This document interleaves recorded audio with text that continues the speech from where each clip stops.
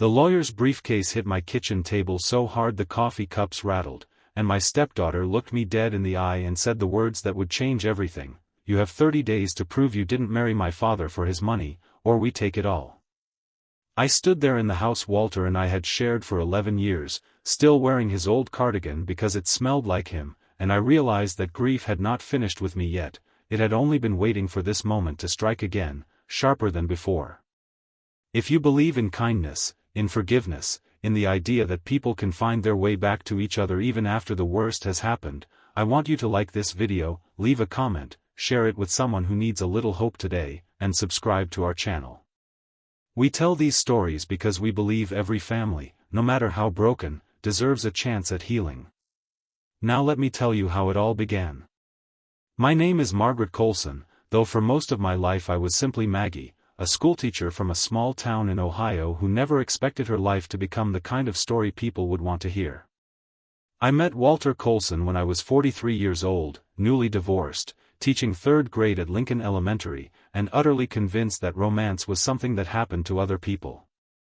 Walter was 51 then, a widower with kind eyes and a laugh that filled up a room, and a daughter named Vivian who was 22 and still raw with the loss of her mother. I did not fall in love with Walter quickly. It took him bringing me soup when I had the flu, fixing my leaking faucet without being asked, and sitting with me in comfortable silence at the county fair for 3 summers running before I let myself believe that this steady, gentle man actually wanted to build a life with me. We married when I was 46. I never had children of my own, and when I married Walter, I hoped, quietly and without ever saying it aloud, that Vivian might someday let me be something like family to her. That hope was not an easy one to hold on to. Vivian had adored her mother, a vibrant woman named Diane who had died of cancer when Vivian was only 20, and grief had hardened something in her before I ever arrived. She was polite to me, in the way people are polite to a stranger they do not expect to see again, but there was always distance in her eyes, a wall I could never quite find the door through. I told myself that was fair. I was not trying to replace Diane. I only wanted to be someone Vivian could trust, someone who loved her father and, by extension, loved the space he occupied in her heart too. For years, we existed in a careful truce, holiday dinners where she called me Margaret instead of Maggie, birthday cards signed with just her name, no love, a quiet acknowledgement that I existed in her father's life without ever becoming a true part of hers. Walter, for his part, spent years trying to bridge that gap. He would tell me stories about Vivian as a little girl, how she used to fall asleep in his workshop while he built birdhouses, how she cried for a week when their old dog died, how she used to write him letters when she went to sleepaway camp, misspelling his name every single time as Walter, until it became a family joke that outlived the joke's origin. He loved her fiercely, and he loved me too, and he spent the better part of a decade hoping that the two loves of his life would someday find their own kind of peace with each other. Sometimes I thought we were getting there. Vivian started calling me for advice about her job, about a boyfriend named Marcus who eventually became her husband, about small things that felt, in their smallness, like trust. I let myself believe that time was doing what time does, slowly wearing down the edges of old grief until something softer could grow underneath. Then Walter got sick. It started as a cough that would not go away, and by the time the doctors found the tumor in his lungs, it had already spread further than any of us wanted to hear. I will not dwell long on those months, because grief like that does not need embellishment to break your heart. Anyone who has sat beside a hospital bed holding the hand of someone they love while machines beep out the diminishing rhythm of their life already knows exactly what those months felt like. Vivian came every single day. Whatever distance had existed between us dissolved a little in that hospital room, replaced by the shared, exhausting labor of loving someone who was dying. We took turns sleeping in uncomfortable chairs. We learned to read the nurses' faces for information they were too kind to say aloud. We cried together in hospital hallways more than once, and for a while, I thought that shared devastation might be the very thing that finally brought us together, the way fire sometimes fuses two separate pieces of metal into one. Walter died on a bright October morning, sunlight pouring through the hospital window in a way that felt almost cruel in its beauty, as if the world hadn't gotten the message that something enormous had just ended. Vivian collapsed against me in the hallway afterward, and I held her the way I imagine I would have held a daughter of my own, and for one suspended moment, all the old walls seemed to have crumbled entirely. I thought, in my exhaustion and grief, that whatever was left of our family would move forward together now, bound by loss instead of divided by it. I was wrong, and I did not understand how wrong until almost 4 months later. The weeks after Walter's death passed in the particular fog that only the newly widowed understand, the strange mechanics of grief that require you to fill out forms and answer phone calls and decide what to do with a person's shoes still lined up by the door, even while some part of you is still waiting for them to walk back through it. Walter had been meticulous about his affairs. He had always been the kind of man who kept folders labeled in his neat, engineer's handwriting, who paid bills a week before they were due, who had, without ever making a show of it, ensured that everything would be in order when he was gone. His will named me as the primary beneficiary of the house we shared and the modest but respectable investment accounts he had built over 30 years of careful saving, with a separate trust established for Vivian containing a sum that, while smaller than what I received, was substantial and entirely hers, untouched by any conditions. Walter had explained this arrangement to both of us together, months before he died, sitting between us with his oxygen tank humming quietly in the corner, his voice thin but resolute as he told us that he wanted his wife cared for in the home they built and his daughter secured for whatever future she chose to build for herself. Vivian had nodded at the time. She had even thanked him, tears in her eyes, and told him she understood. I secured the estate exactly as Walter had instructed, working with his longtime attorney, a soft-spoken man named Harold Whitfield who had handled Walter's affairs for over 20 years and who guided me through probate with the patience of someone who had seen 100 grieving spouses sit in his office chair before me. I paid the taxes. I transferred the deeds. I made sure Vivian's trust was established exactly as her father wanted, with no delay and no complication on my part, because whatever else was true, I never once considered taking anything from her that Walter intended for her to have. I believed, foolishly perhaps, that this quiet, careful diligence would speak for itself, that Vivian would see in my actions the proof of a love that had never been about money, not once, not for a single day of my marriage to her father. The knock on my door came on a Tuesday afternoon in February, 4 months after Walter's funeral, while I was still wearing his old gray cardigan because the house felt too cold without it, and because some part of me still needed to feel close to him in whatever small way I could.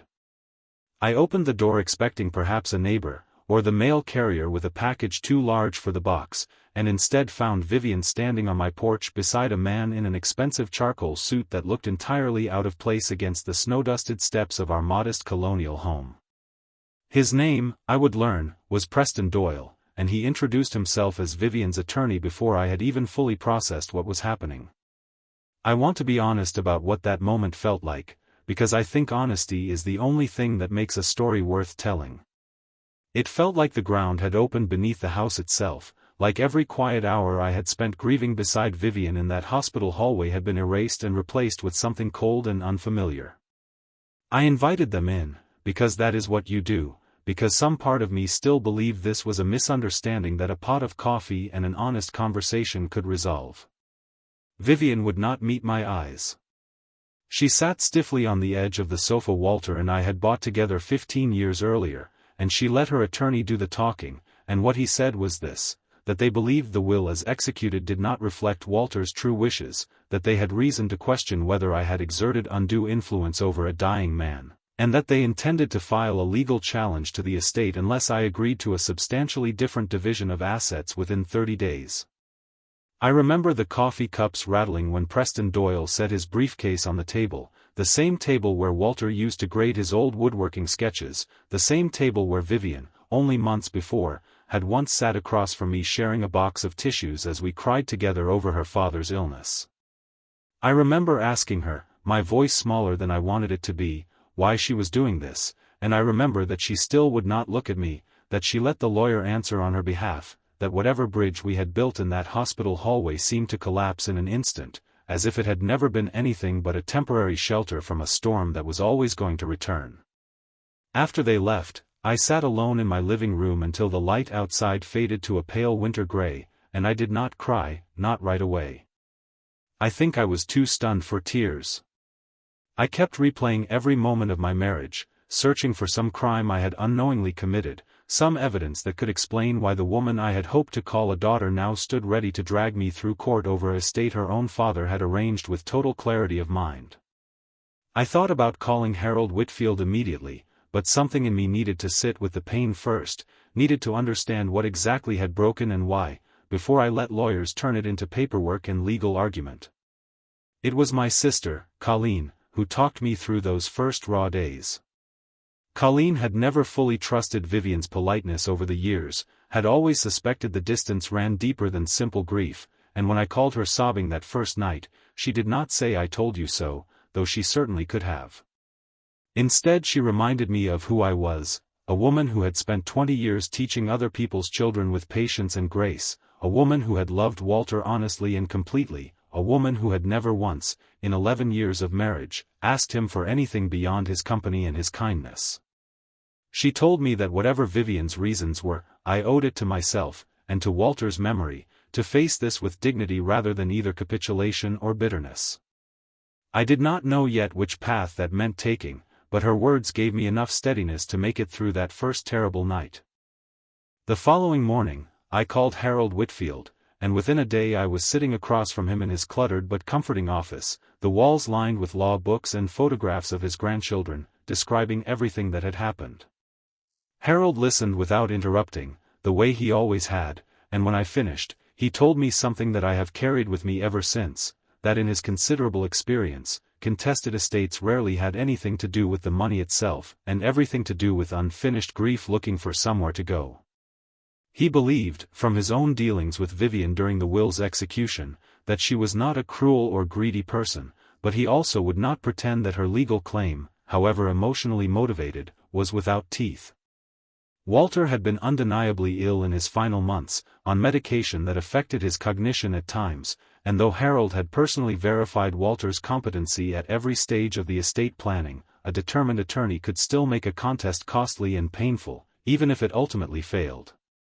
I want to pause here and say something that took me a long time to understand myself. It would have been easy, in that moment, to let anger take over completely, to see Vivian only as an adversary, an ungrateful woman attacking a grieving widow for money she did not need and had no right to. That version of the story would have been simpler, and in some ways more satisfying to tell. But I had spent 11 years watching Walter love his daughter with a depth that never wavered, and some stubborn, aching part of me could not fully let go of the belief that whatever was driving Vivian to this extreme, it was not simple greed. I decided, sitting in Harold's office that day, that I would fight to protect what Walter had built and intended, but that I would also try, one final time, to understand what had actually happened to break the fragile trust we built in that hospital hallway. The legal process, once it began, moved with a slowness that felt almost cruel in its own right. Preston Doyle filed formal notice of the will contest within the week, citing concerns about testamentary capacity and alleging, without quite saying it outright, that I had isolated Walter from his daughter during his final illness in order to influence his decisions. This accusation cut deeper than almost anything else, because the truth was the precise opposite. I had spent those months encouraging Vivian to visit more, coordinating with her schedule so she could be there for the moments that mattered, sometimes stepping out of hospital rooms myself so father and daughter could have private time together. Harold assured me that the allegation, as written, was thin, unsupported by any actual evidence beyond Vivian's own suspicions, but thin allegations still require depositions, still require documents, still require a grieving widow to relive her husband's final months in exhausting legal detail, defending herself against a narrative that bore no resemblance to what had actually happened. During this period, I did something that surprised even myself. Rather than communicating only through attorneys, as Harold advised and as most people in my position likely would have done, I wrote Vivian a letter. I did not send it through Preston Doyle's office. I drove to the small rental house she shared with her husband Marcus and left it in her mailbox myself, an old-fashioned gesture in an era of lawyers and formal notices, but it felt important to me that whatever else happened, she would hear from me directly, in my own words, at least once before this became purely a legal battle. In that letter, I told her the truth as plainly as I could. I told her that I understood grief could make people search for someone to blame, that I remembered exactly what it felt like to lose someone and to need, desperately, for the unfairness of it to have a cause rather than simply being the universe's cruelty. I told her that I had never once asked her father for money, that I had, in fact, kept my teaching job for the entire 11 years of our marriage because I never wanted to depend financially on a relationship, not because I doubted Walter, but because I had learned the hard way in my first marriage the danger of losing your own footing. I told her that whatever she believed had happened in that hospital room, I would answer any question she wanted to ask me honestly, in person, without lawyers present, if she was willing to have that conversation. I signed the letter simply, with love, always, Margaret, because despite everything, that remained true. Weeks passed without a response, and I resigned myself to the likelihood that the letter had changed nothing, that we were now simply two women being carried along by the machinery of a legal system neither of us had wanted to engage. Harold began preparing our defense in earnest, gathering medical records that documented Walter's mental clarity throughout the estate planning process, statements from his oncologist confirming that his cognition remained largely unaffected until the final 2 weeks of his life, well after the will had been finalized, and testimony from Walter's longtime friends and colleagues who could speak to the consistency of his wishes regarding Vivian's inheritance over many years, long before his diagnosis. I sat through each preparation session with a strange, hollow feeling, the sense that I was building a case to defend not just an inheritance, but the honor of a marriage that had, until 4 months ago, felt like the truest thing in my life. It was during this difficult stretch that I learned something which reframed everything I thought I understood about Vivian's motivations, and it came not from Preston Doyle's office or from Vivian herself, but from an unexpected source, her husband, Marcus. I had always liked Marcus, a quiet, thoughtful man who worked as a physical therapist and who had, over the years, been kinder to me than his wife often was, perhaps because he carried none of the complicated grief that colored Vivian's view of our family.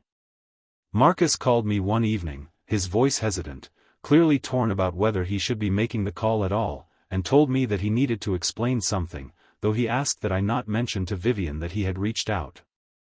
What Marcus told me broke my heart in an entirely new way.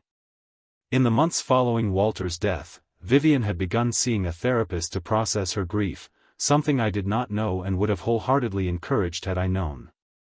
During those sessions, old wounds had surfaced that had nothing to do with me directly but everything to do with the years immediately following her mother Diane's death, before I had ever entered the picture. Marcus explained that in that dark period, Walter, drowning in his own grief and struggling to raise a college-aged daughter alone, had made a decision that Vivian had never fully forgiven, though she had also never spoken of it aloud until therapy forced the memory back to the surface.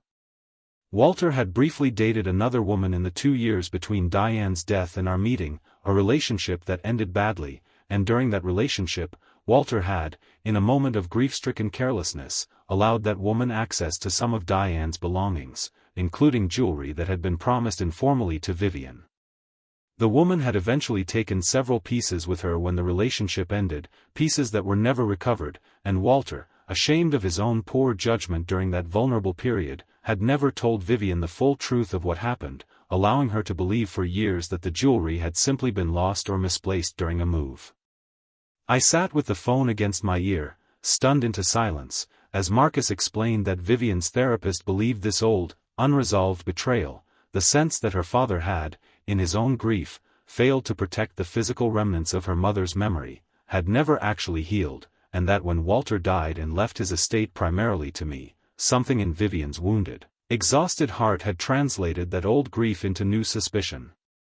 It was not, Marcus insisted, ever really about the money.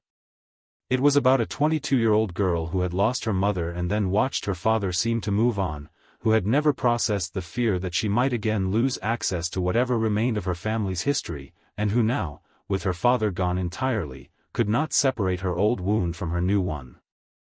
The lawsuit, in this light, was less a calculated grab for wealth and more a desperate, misdirected attempt to feel some measure of control over a story that had, in Vivian's mind, always ended with her losing the people and things she loved most. I will admit that this revelation did not immediately soften my anger. Understanding the roots of someone's pain does not automatically undo the damage their actions cause, and I still had to sit through depositions, still had to answer intrusive questions from Preston Doyle about the private details of Walter's final months, still had to watch my own integrity be questioned in a manner that felt, regardless of its origins, deeply unfair. But something shifted in me nonetheless. I began to see the shape of the actual wound beneath the legal contest, and once I saw it, I could not unsee it, and I found myself unable to hold onto my anger with quite the same intensity as before. I asked Marcus, before we ended that call, if he thought Vivian would ever be willing to talk to me honestly, without lawyers, the way I had asked in my letter. He told me he did not know, that Vivian was deeply ashamed of how far things had gone but felt trapped now by her own attorney's momentum, by the sense that backing down would mean admitting she had wronged me publicly after having set legal proceedings in motion. I understood that fear better than I wanted to. Pride is its own kind of prison, and I had built enough walls of my own over the years to recognize the particular architecture of Vivian's. The depositions proceeded over the following weeks, each one a small excavation of grief I had hoped to keep private. Preston Doyle pressed me on details of Walter's medication schedule, on conversations I'd had with his doctors, on the precise timeline of when the will had last been amended, searching, I understood, for any inconsistency that might support his client's claim. I answered every question honestly, sometimes through tears I could not hold back, occasionally with Harold gently intervening when a line of questioning strayed beyond what was legally relevant into what felt simply cruel. Vivian attended some of these sessions, sitting silently beside her attorney, and I noticed, over the course of those weeks, that she seemed to grow smaller rather than more confident, her posture increasingly uncertain, her eyes occasionally meeting mine for a fraction of a second before darting away again, as though some part of her wanted to speak and could not find the courage. The turning point, when it finally came, arrived on an unremarkable Thursday morning in late March, in a moment that had nothing to do with lawyers or depositions at all. I had gone to the storage unit Walter and I kept on the edge of town, the one filled with old furniture and boxes we had never fully sorted through after downsizing years earlier, because Harold had asked me to locate some of Walter's older financial records that might help establish the long-standing consistency of his estate planning intentions. While searching through a box of old files, I found something I had entirely forgotten existed, a small wooden jewelry box that Walter had built himself decades earlier, back when Diane was still alive, tucked inside a larger box of woodworking supplies from his workshop days. Curious, I opened it, and inside, wrapped carefully in tissue paper that had yellowed with age, I found several pieces of jewelry I did not recognize, a delicate gold locket, a strand of pearls, a ring with a small sapphire stone, along with a note in Walter's handwriting, dated nearly 15 years earlier, that read simply, "For Vivian, when she's ready." These were her mother's favorites. I couldn't bear to give them away too soon. I sat on the concrete floor of that storage unit and wept, understanding all at once the full, aching shape of what had happened. Walter had never lost Diane's jewelry to that other woman at all, at least not all of it. He had, in his grief, hidden away the pieces that mattered most, protecting them precisely because he could not yet face giving them to his daughter, could not yet find the words to have that conversation, and then, as years passed and new life folded in around him, including me, he had simply never found the right moment, and the box had been buried deeper and deeper under the accumulated clutter of moving on. The other pieces, the ones actually lost to that ill-fated relationship after Diane's death, must have been separate items entirely, ones Walter had genuinely misplaced or allowed to slip away during his most vulnerable period, but these had been protected all along, waiting for a daughter he loved too much to know how to approach with them. I called Harold immediately, and then, on an impulse that surprised even me, I called Vivian directly, bypassing our attorneys entirely for the first time since this whole ordeal began. She did not answer, and I did not leave a message explaining what I had found, because some things cannot be properly conveyed through a voicemail. Instead, I asked Marcus, through a brief text message, if he could arrange for Vivian to meet me somewhere neutral, somewhere without lawyers, just for 20 minutes, and I told him it was important in a way I could not explain over text. The meeting happened 3 days later, at a small diner on the edge of town that Walter used to love, a place with cracked vinyl booths and coffee that was never quite hot enough, chosen deliberately because it held no significance to our conflict, only to happier memories. Vivian arrived looking exhausted in a way that went beyond simple tiredness, the particular exhaustion of someone who has been fighting a battle they are no longer certain they wanted to be fighting. I had brought the wooden box with me, sitting in a canvas tote bag beside me in the booth, and for the first several minutes, we simply sat in painful silence, neither of us quite able to find the words to begin.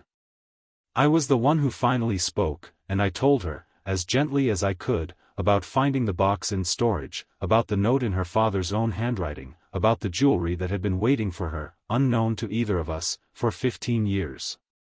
I slid the tote bag across the table, and I watched her open it with trembling hands, watched her unwrap the tissue paper and find the locket, the pearls, the sapphire ring, watched 15 years of unresolved grief break open across her face in a way that no legal argument, no deposition, no amount of my own careful patience could ever have accomplished. She read her father's note 3 times, her hands shaking, and when she finally looked up at me, the wall that had stood between us for over a decade had, for the first time, genuinely come down. She told me things that day that I do not think she had ever said aloud to anyone, not even her therapist. She told me she had been so afraid, in the years after her mother died, that her father would simply replace everything, replace Diane's memory, replace the family they had been, replace her own place in his heart, and that fear had never fully left her, not even after she grew to genuinely care for me over the years of our marriage.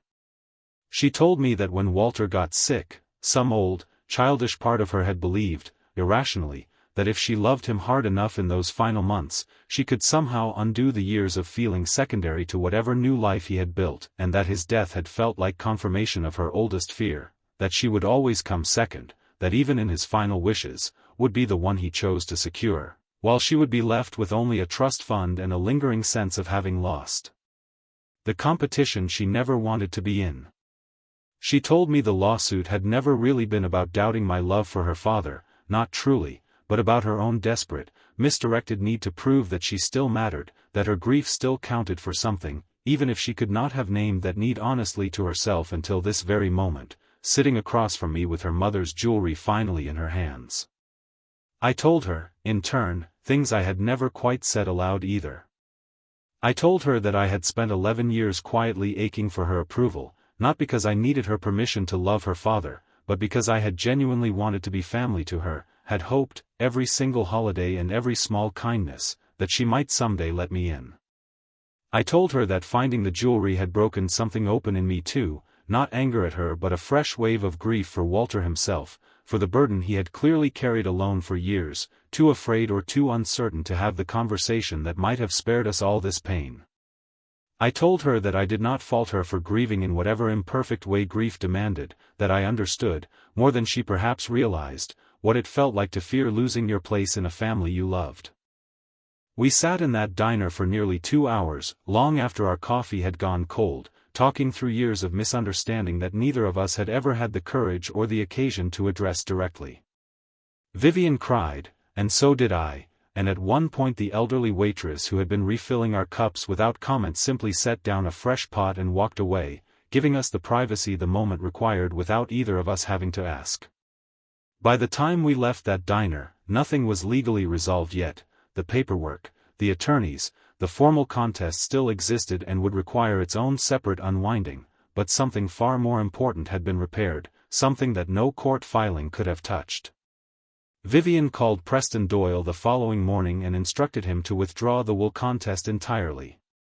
He advised against it, reminding her of the resources already invested and the plausibility of at least a partial settlement in her favor, but she was resolute in a way Marcus later told me he had rarely seen from her before, insisting that whatever grief had driven her to this point had been resolved through a conversation, not a courtroom, and that continuing to pursue money that her father had never intended for her would dishonor his memory far more than accepting his original wishes ever could. Harold and I finalized the withdrawal within the week, and the legal shadow that had hung over those difficult months finally lifted. But the real ending to this story is not about the lawsuit at all, and I think that matters more than any legal outcome ever could. In the months that followed, Vivian and I began building something we had never quite managed in the 11 years her father was alive to referee our relationship, an honest, uncomplicated friendship, forged not despite our conflict but somehow through it.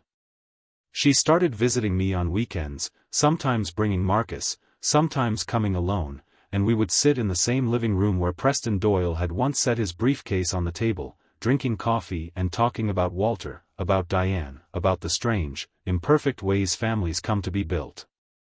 She wore the sapphire ring nearly every day, and she gave the locket to me, insisting that I should have something of Diane's too, since I had, in her words, spent 11 years loving the family Diane made possible, even if you never got to meet her. I keep that locket on my nightstand now, beside a photograph of Walter, and there is something quietly healing about the way those two women's legacies sit together in my home, no longer in competition, no longer divided, simply present, simply part of the same imperfect, ongoing story of love. I think often about how close we came to losing each other entirely over grief we never named honestly until it was almost too late. I think about how easy it would have been for me to meet Vivian's accusations with only anger, to let the legal battle harden into permanent estrangement, to walk away from the daughter I had hoped for the moment she stopped fighting fair.